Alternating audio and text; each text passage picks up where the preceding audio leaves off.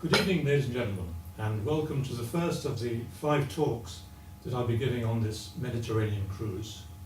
We are going to be seeing some fascinating places, and I'm sure you will agree with what Dr. Johnson said in the 18th century, that the true object of travelling is to see the shores of the Mediterranean.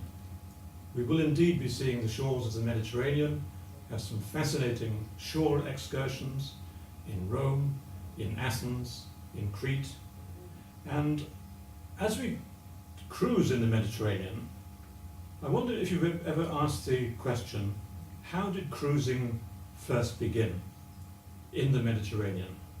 i.e. cruising in the sense of having all found on board ship, having fascinating shore excursions, and having the services of competent and highly qualified staff.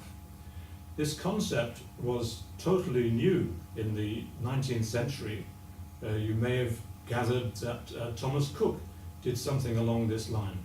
But the true inventor of the cruise, as we know it today, the name may surprise you. It's Mark Twain. If we know anything about Mark Twain, it's probably that we've heard of Huckleberry Finn, or we've heard of Tom Sawyer. But he's not well known for his wonderful book, Innocents in the Mediterranean. And I will be talking about that book because it's one of the finest introductions to cruising in the Mediterranean that you could hope to find. Because the book tells you the stories of, firstly, how to organize a cruise, and secondly, how not to organize a cruise. There were some ridiculous mistakes made, but people learnt as they went along. We have to try to put a date to this. Why am I talking about Mark Twain, who died around about the beginning of the 20th century?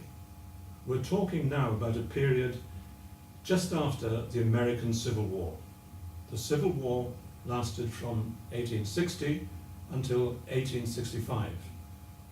And the result of that was that American travelers were cut off from Europe for a very long time. The cruise I'm talking about actually took place in 1867, and therefore we're talking about a period of 7 years after the beginning of the Civil War. You can imagine that American travelers would have felt very deprived, because American travelers did indeed know Europe extremely well. You've probably heard of stories such as the link between British writers and America.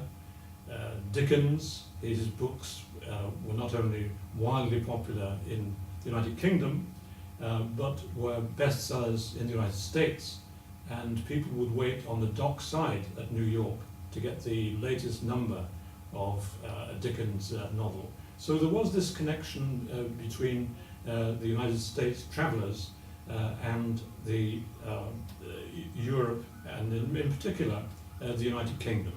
But what I want to talk about in this first of these talks is how the concept of the cruise first developed.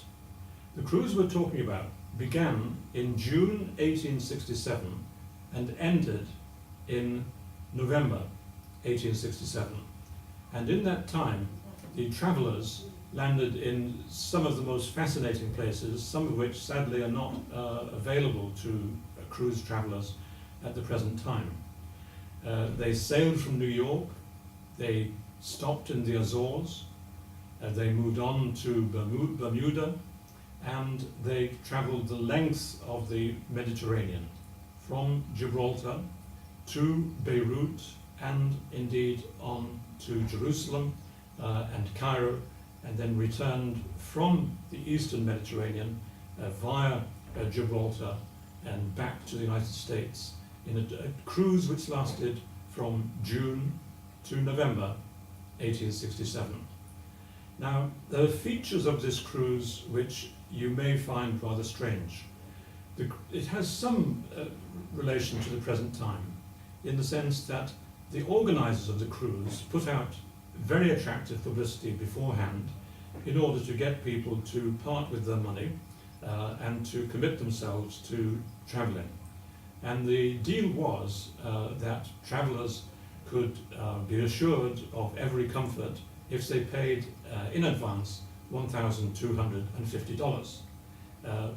Hundreds of people signed up for this because it was a brand new concept and was clearly going to be very attractive, because the organisers had said that on the cruise there would be General Sherman, who had really finished off the Civil War, had finished off the Confederate States by his very brutal march through Georgia, which you know from Gone with the Wind.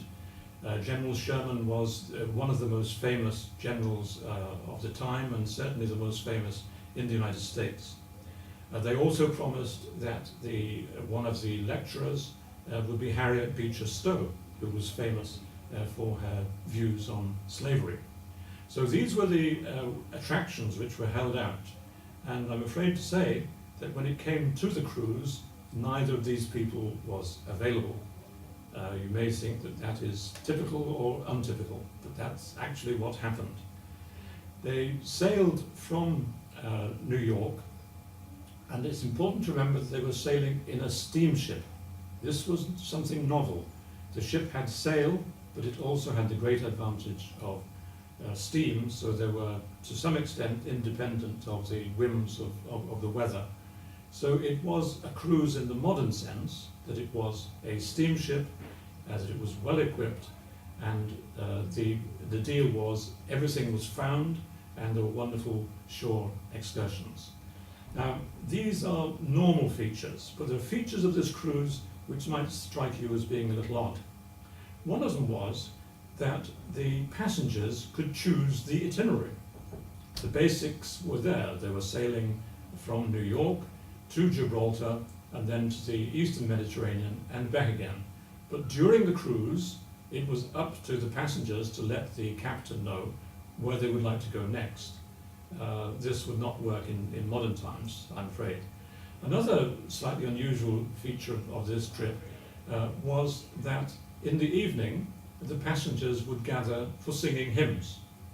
This would not be normally very attractive these days, but that was the way they did it in 1867, because the organisers were related to the Plymouth Brethren. They were serious, very severe Puritans, and they insisted on having the availability of an organ, and they would be gathered together in the salon each evening in order to sing hymns. So they had these unusual features. The itinerary of this trip was quite fascinating. Just by coincidence, it happened that when they landed in France, the French were celebrating the achievements of the Second Empire.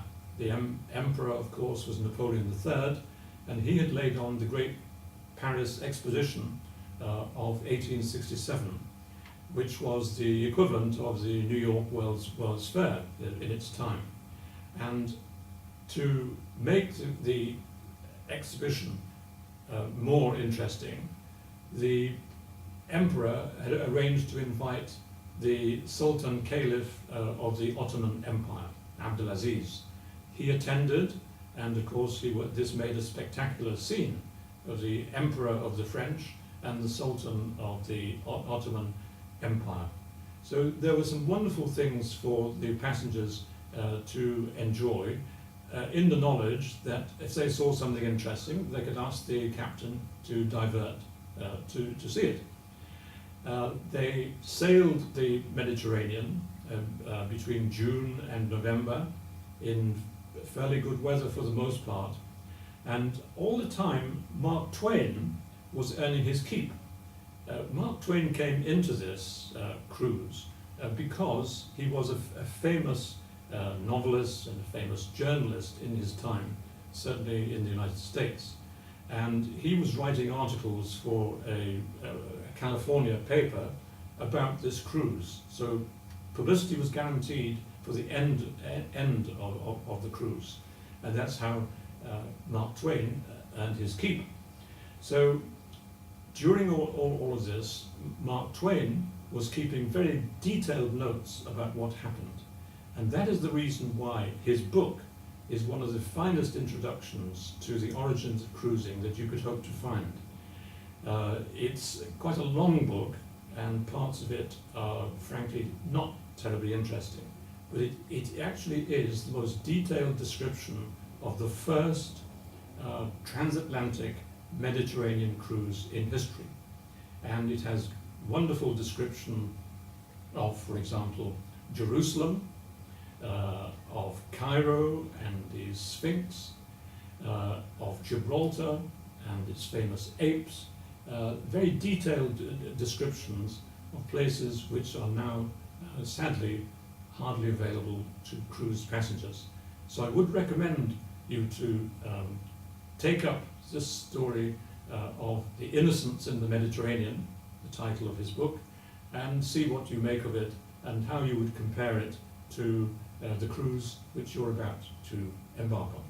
Ladies and gentlemen, I look forward to seeing you in the first of my talks on the Mediterranean, which is the goal of all travellers.